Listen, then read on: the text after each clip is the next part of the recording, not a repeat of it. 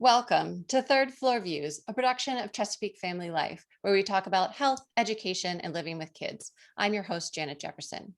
This episode is sponsored by Annapolis Pediatrics. For more than 70 years, Annapolis Pediatrics has provided exceptional health care to infants, children, adolescents, and young adults in Annapolis and the surrounding communities. They have over 30 physicians and nurse practitioners to serve your family, now in 6 locations: Annapolis, Crofton, Edgewater, Severna Park, Kent Island, and Pasadena, which is coming in spring of 2022. Learn more about Annapolis Pediatrics and find helpful parenting resources, videos, and more at annapolispediatrics.com. So today I'm really excited because we're talking about the power of positive storytelling. And joining us is Denisha Seals.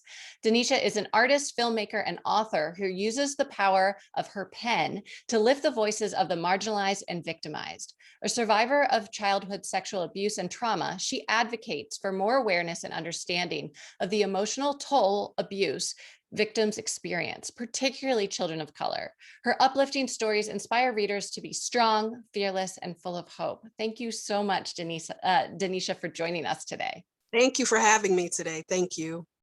To our viewers, if you have any questions, feel free to put them in the chat and we'll get to those as we can.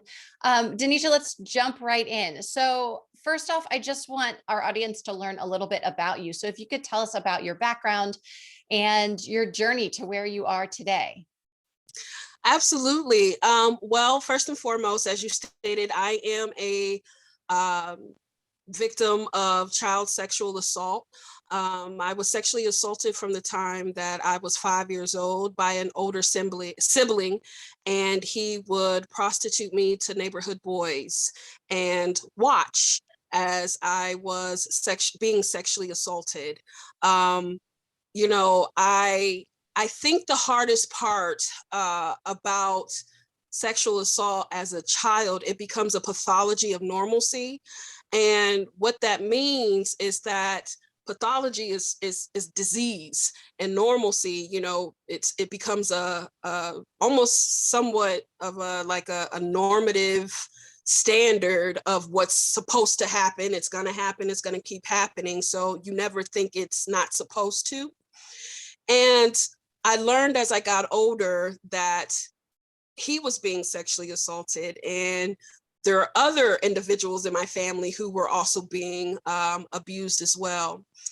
As I am 31 years old today, I definitely see myself as a survivor and less of a victim.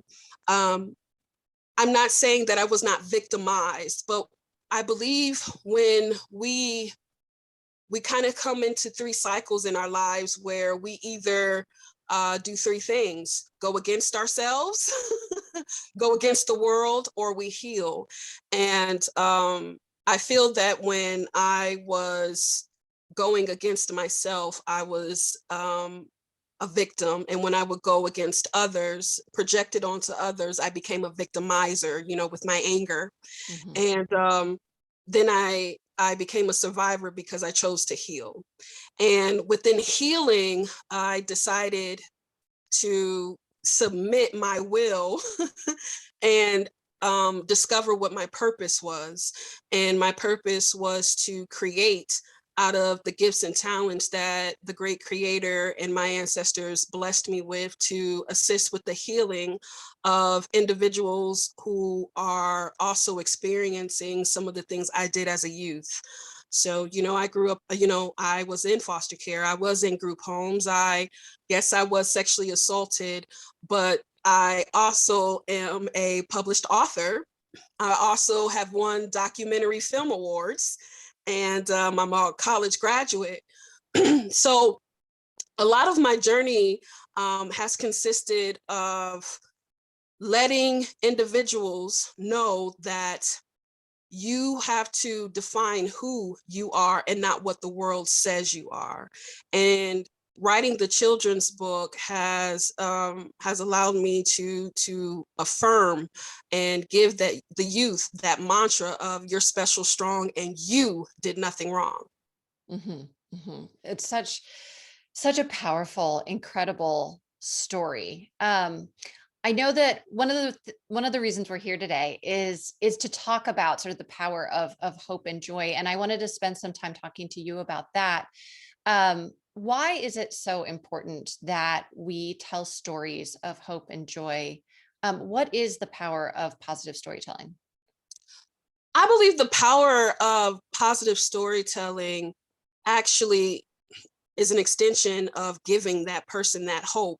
And I like to think of hope as an acronym of hold on, pain ends.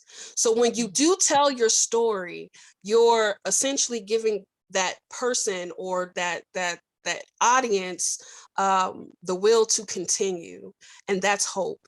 And it's either to continue within their healing process and therapy, or them in their process of telling their own stories. Hope is something I believe we can hold on to for a lifetime, but I believe that there should be action behind hope, and that is the power of storytelling. Hmm. Mhm. Um, what happens, do you think, in your opinion, when particularly Americans, both Black and white, only hear stories of trauma? Where does that leave us? I actually think if we only hear stories of trauma and not triumph, I don't have an issue with hearing stories of trauma or tragedy if there's some triumph at the end. Hmm. Where did this story go? Where is this person now?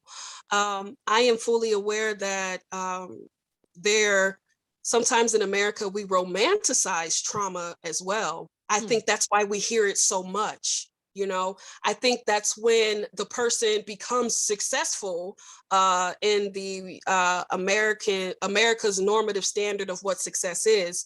Then that's when they go back to this person been through all of this, and now look, it's almost like a glorification. Hmm. I do believe that the issue with only telling individual stories of pain and trauma, that actually that doesn't give that wouldn't give me hope. um of anything, I think it would probably add to maybe my self-destruction, Hmm. my lack of self-worth, of continuously hearing pains of stories of trauma. But I also am very familiar that trauma does exist, pain does exist, people's stories matter, and sometimes there isn't a prince at the end when you kiss a frog. If sometimes not everybody has that story. I prefer authenticity, but I do believe there is a benefit of hearing stories of individuals who have overcome. Mm. Mhm. Yeah, what I'm hearing you saying is how important it is to be Mhm. authentic, Absolutely. but that we need that positivity to help us heal and move Absolutely. forward, both on an individual level, but also as a culture, as a community, um, Absolutely. so we can be able to. It sounds like move forward in a positive way and Heal. actually I heal. truly believe that in order to heal as a community, in order to heal as a nation, honestly, I believe this nation needs a healing. Uh, we have to love ourselves more than we are comfortable in our pain, our self-hatred, or our projected hatred, um, in order to understand hope, to understand love, to understand sympathy and empathy. So I really believe if we as adults loved ourselves more than we were comfortable in our own pains and traumas, we would actually be further along as a nation, as a community, and even on an individual level as well. Hmm, hmm. So opening ourselves up and being willing to just sort of experience what's happening and be able to listen and be able to sort of take it in and process it. Does that sound Yeah, right? like I say, listening and hearing are two different things, but you need both of them to empathize, sympathize, and comprehend. And without one, you can't do any of that. You can't empathize and sympathize if you're not hearing what the individual is saying. You may be listening, but it may be going out one ear and out the other. So Mhm. therefore you're not hearing them. But when you hear someone, you feel them. You may not agree, but you still feel them. Hmm. And I think that's what this society lacks, feeling. Yeah. Yeah. I really like the reminder of the difference between hearing and listening, and they are not the same. So on sort of the flip side, we need to hear the story of the history of Black people and enslavement, and some of the traumatic experiences that happened. We need to hear the story about kids experiencing sexual abuse, so we know what's happening and we can be educated, so we can stop it. Um, then what does that look like if we need to hear these painful things? How do you think we should approach that storytelling? So if we need to hear the trauma, how do we do that where it protects people who have experienced the trauma, and so they're respected and feel supported, but then it also educates and people can learn from what has happened?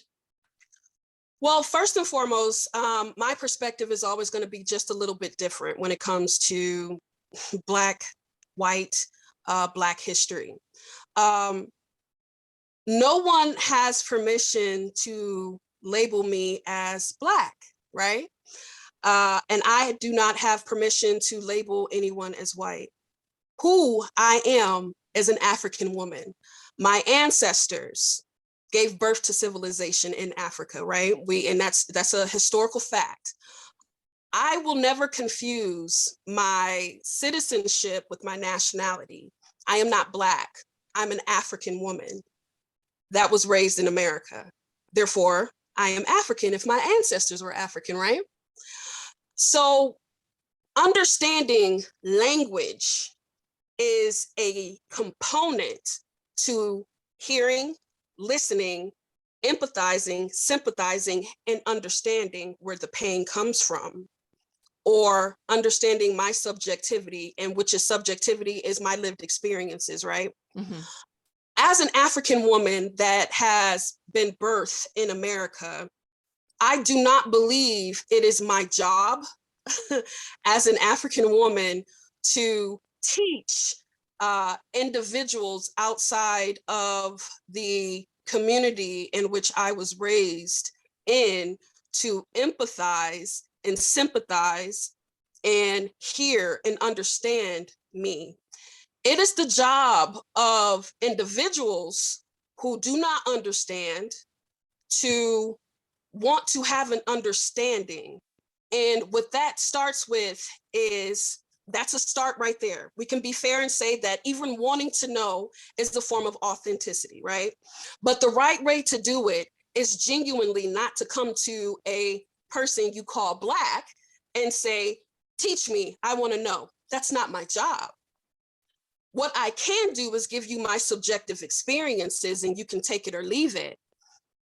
But what I will always tell you to do and encourage individuals outside of the community who want to learn about historical trauma, familial trauma, and social trauma of a people, of a group, is to first and foremost understand how to humanize the human. And humanizing themselves enough to understanding that we are all fallible. We're human, right? We're going to make mistakes. No perfect person in the world. And that we all create boxes that actually hinder our learning, our listening, and our hearing, which interferes with the empathy and sympathy. Plato speaks about how we create boxes to make ourselves more comfortable with the world that we create around ourselves. Mhm. And when something or someone doesn't fit into a box, then we become uncomfortable when we can't figure that box out. There's been situations where I've even asked individuals, for example, well, so like, what are you? Are you like mixed? Are you like Latina? Are you like Black? But that was because the person wasn't fitting into a box by what my standard was of how an individual should act or respond based off of how America projects the normative standard of the other, the dichotomization, male, female. I hope I'm making sense. Male, female, black, white, child, adult, dog, cat. That is not, I think that aids and beds the problem of why we have to have conversations of how can essentially a person of color make a white person more comfortable to empathize with us and sympathize. And if you really think about it, the question is just, it's almost, it's a tragedy because America has conditioned every individual in this country, okay, male, female, whatever, to believe things about ourselves and to believe things about the other. So in order to educate and to not, and to address our deficits within our thinking, we have to relieve ourselves and step out of those boxes. And out, when you step out of those boxes, we begin to humanize the human, right? Mm-hmm. Then you do not have to worry about focusing so much on, am I hearing this person? Am I listening? Am I sympathizing or am I empathizing? You will naturally do it once you humanize the human. Mm-hmm. So that is my response to that. It may not be the standard response to what some individuals are used to, but I think we spend entirely too much time having certain conversations without humanizing one another. So my response will be simple. We need to humanize one another, and it starts on the basis of language. Mm-hmm. How do I identify? Who do I identify with? My grandmother is Native American, Choctaw woman, right? But when you look at me, America will tell you she's Black. But when you look at my ancestors, yes, they came from Africa, and yes, I do have Native ancestry, but who do I identify with, right? So address me properly, and that is a start to healing the nation. Addressing each other properly is a start to healing a nation. I genuinely believe that.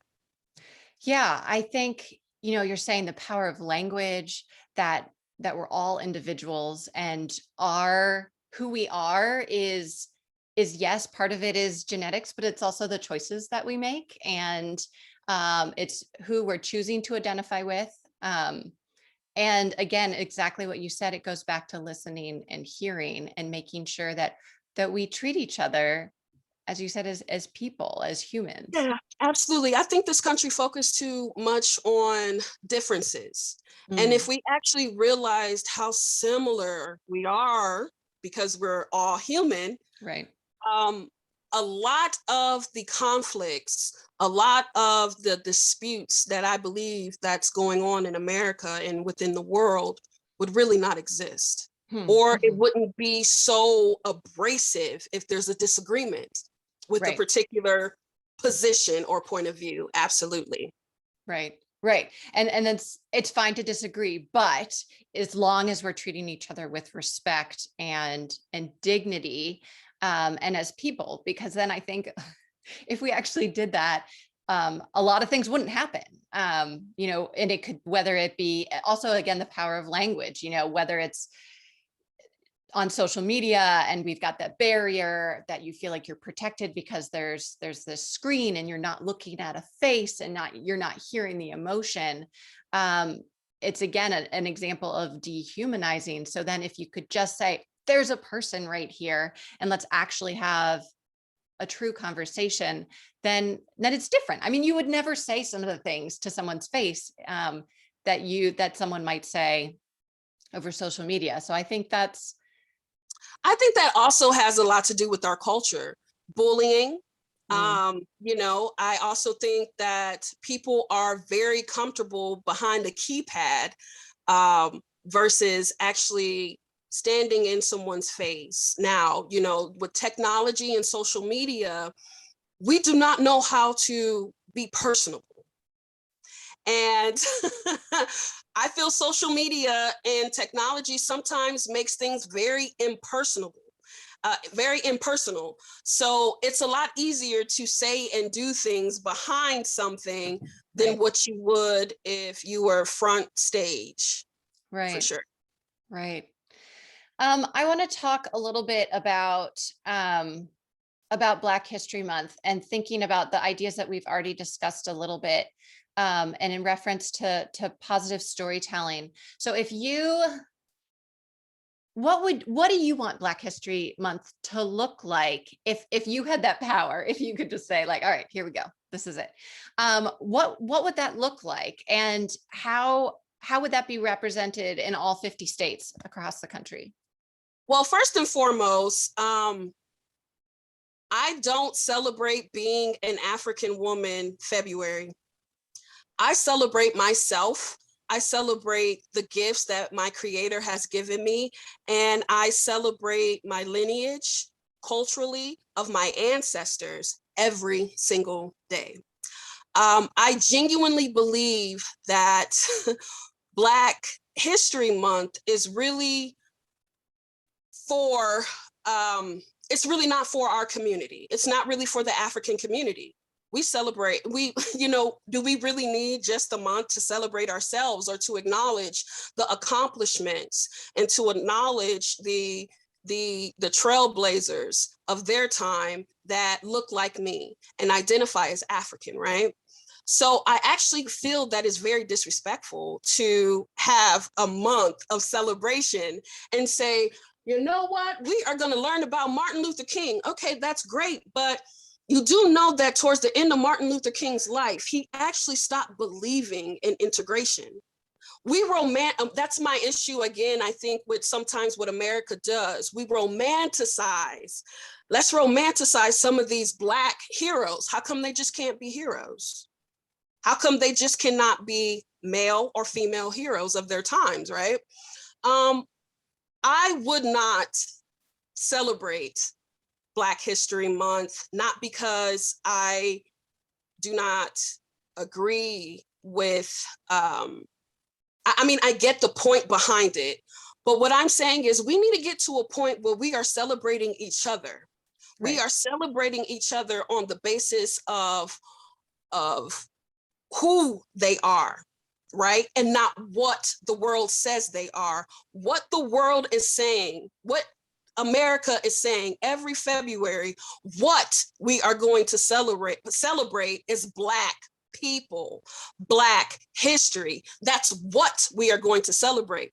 But we don't celebrate who we are. If we celebrated who we were, we would not have to have Indigenous Month, Indigenous, Latino and Chicano Heritage Month. We wouldn't have to have that.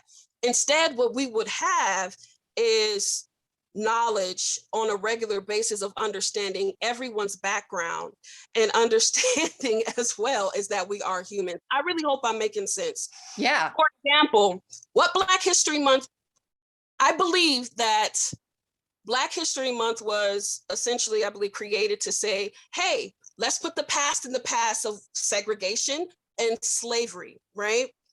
And what I'm getting from some of your questions is all of these sad stories, they were true, and they're still true to this day. So, but there is power behind hearing the pains of what our ancestors have gone through in this society, because I genuinely believe it will make you appreciate more of who you are and who you will become in honoring of your ancestors, right? Mm-hmm. I would much rather hear an authentic story of a slave woman, a woman who was enslaved, right? Of how she had to survive and what she had to do to survive versus a story of Sally Hemings and Thomas Jefferson. America cannot take its own history. So even with Black history, it waters things down. We romanticize the relationship between Thomas Jefferson and Sally Hemings. It was sexual assault. He was the master, and that was his property under law, right? So instead of accepting what that is, we romanticize it in America by saying he was in love with this child, right? He was in love with this Black child. There was love there. No, there wasn't. And when we stop doing that, that's something to celebrate. And as a survivor of sexual assault, that story always offended me. And they only told the story during Black History Month, right? But I don't believe it should be a month to be celebrated because of where we are today as a people. And again, we need to be celebrated on the basis of who we are in the Creator's eyes and not what the world says we are given a special month for. I hope I'm making sense. Absolutely.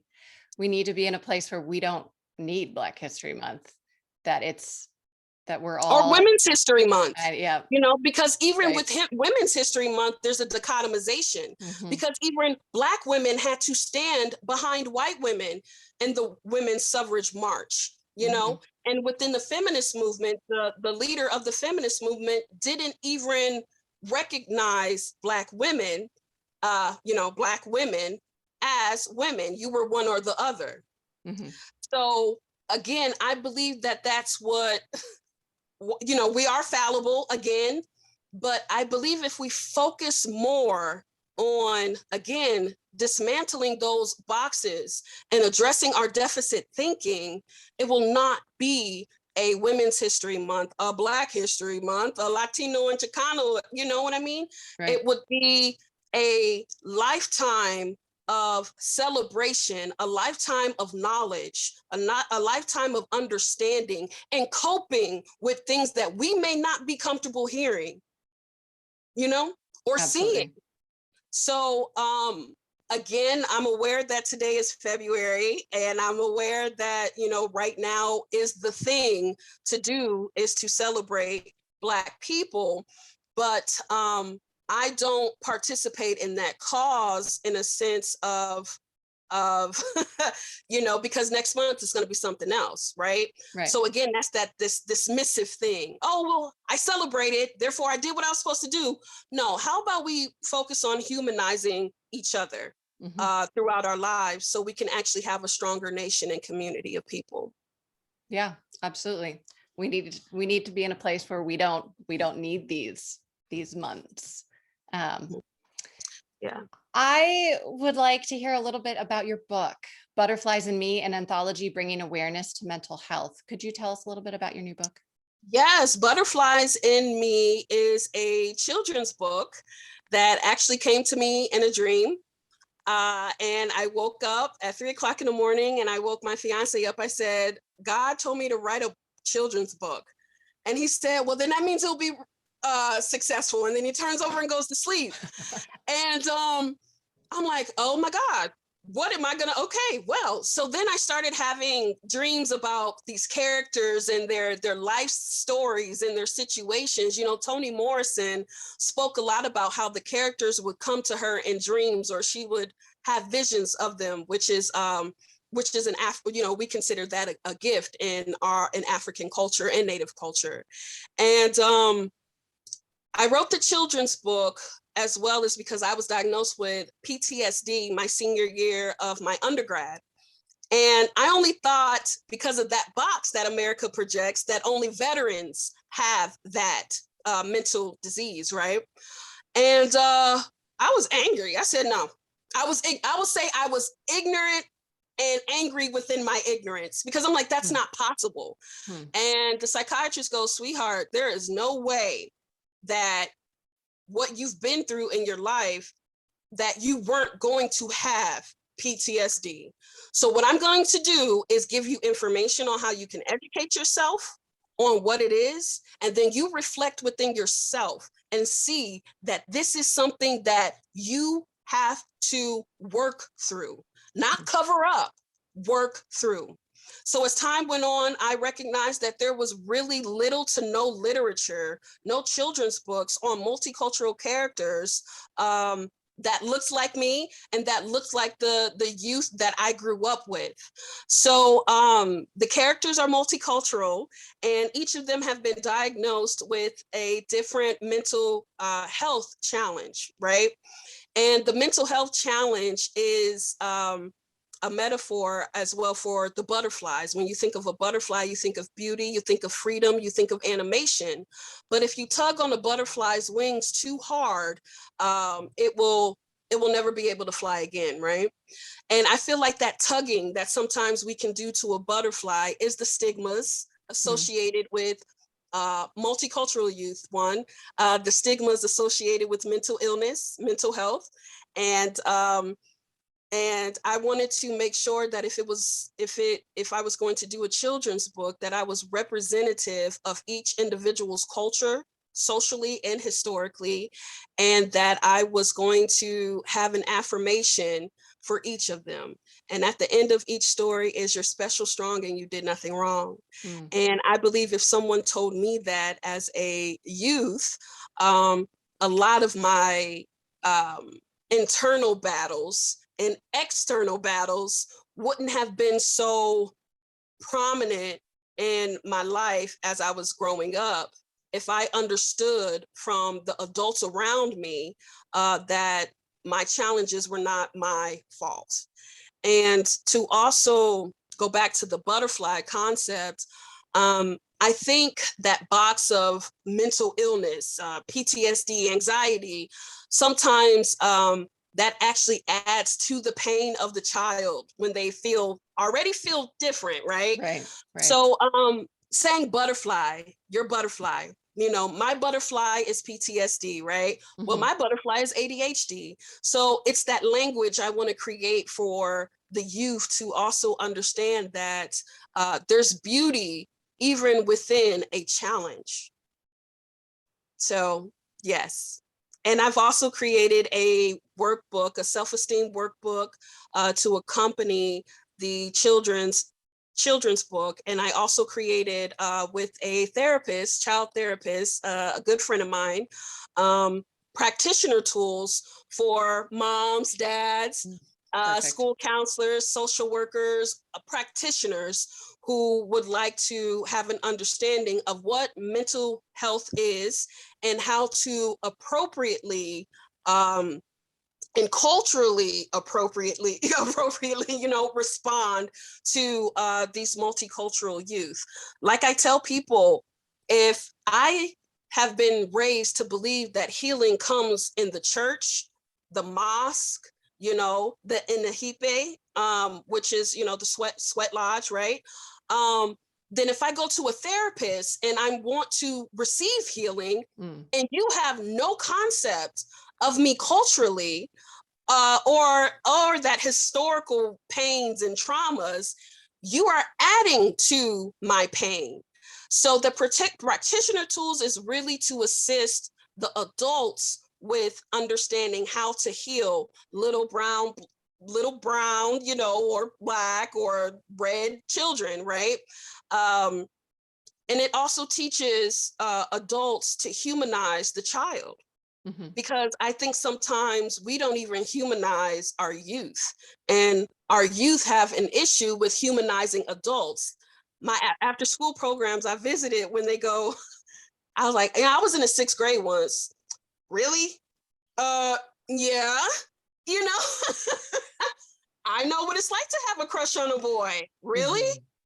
Yeah, so the practitioner tools teaches essentially, and it's interactive as well, to humanize the youth, first and foremost. And the workbook is to a parent or a mentor can work through the workbook, the self-esteem workbook, Mm-hmm. with that youth, or the child could do it on their own. So I wanted to make sure that I was able to package something that no one could walk away from feeling like something was missing. Mm-hmm. Mm-hmm. Oh my gosh. Thank you so much, Denisha, for joining me today. Just to hear about all of your work and your stories and how it all comes together is incredible. So thank you. Thank you for joining me. Well, thank you. Thank you for having me. There was one thing I did want to clarify too. Mhm. Though I understand the celebration behind what we call Black History Month, I just feel that even learning American history, you would be learning Native American, Indigenous, Latino, Chicano, you will be learning all history.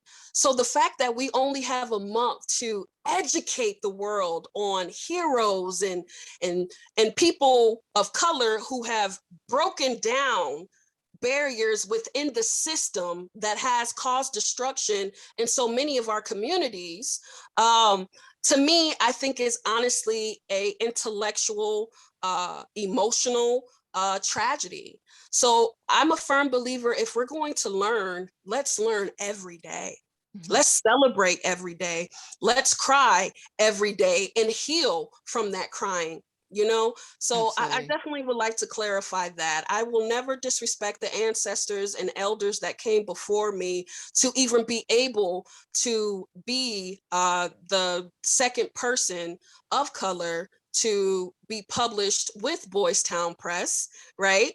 Or to be able to knock down some of these doors that I'm trying to with the book that I have. Mhm. I will never disrespect them, but I do believe they should not be honored Mhm. a month. Yeah. I don't believe that. And Yeah. so that's really my dispute with that month. I would rather celebrate and teach individuals to celebrate those who have come before us, and teach those who are coming after us to celebrate the ones who actually gave them will and gave them their personal power as well. Mhm. Yeah. No, I think you're absolutely right. It's a huge red flag that we're doing it wrong. Um, that they're like, oh yeah, you get a month. You're like, I'm a person. I Yeah, don't I don't get a month. yeah, because I'm I an have a African life. woman every day. I'm Exactly. an African woman every day. I fail, I accomplish, I achieve. And I think what we really, like I said, what we should just focus on mostly is the stories Mhm. are authentic stories. But I do not believe that they should be watered down to make individuals feel comfortable about this history, about American history. And I feel that that is what some people are more comfortable with, when it comes to the storytelling. Oh, let's talk about Harriet Tubman when she freed all the slaves. But yeah, let's talk about when her slave master hit her in the head with a weight and then she had brain damage, right? Let's talk about how her slave master actually would bet with other slave masters whose slave was stronger, so they would have her pull a buggy, to see who would win. That is a part of her story. So if we take those things out to kind of romanticize these things, then to me that's a slap in my ancestors' face and mine's, and honestly, those outside of my community who genuinely want to be a part of the solution and would like to know and understand as well. So I do believe that I think America has come somewhat of a way where you and I can even sit across from each other and have this conversation or even converse at all. But I do believe that we should not settle with what's given to us. Absolutely. Oh man, Denisha, I wish I had so much more time with you. Well, thank I you. loved your questions. Very good questions. I was like, ooh, all right. I hope I don't offend nobody, because I'm gonna be honest. I'm gonna be subjective. I So love it. Bring it, bring it. So thank you. Thank you, thank you, thank you. Thank you to Denisha Seals. Check out her book. Thank you to all of our viewers and listeners, and to our sponsor, Annapolis Pediatrics. Make sure that you visit ChesapeakeFamily.com for all your local up-to-date information on home health and living for today's Maryland parent. This episode will be archived on ChesapeakeFamily.com in both video and podcast format. I'm Janet Jefferson with Chesapeake Family Life and Third Floor Views. Thank you so much.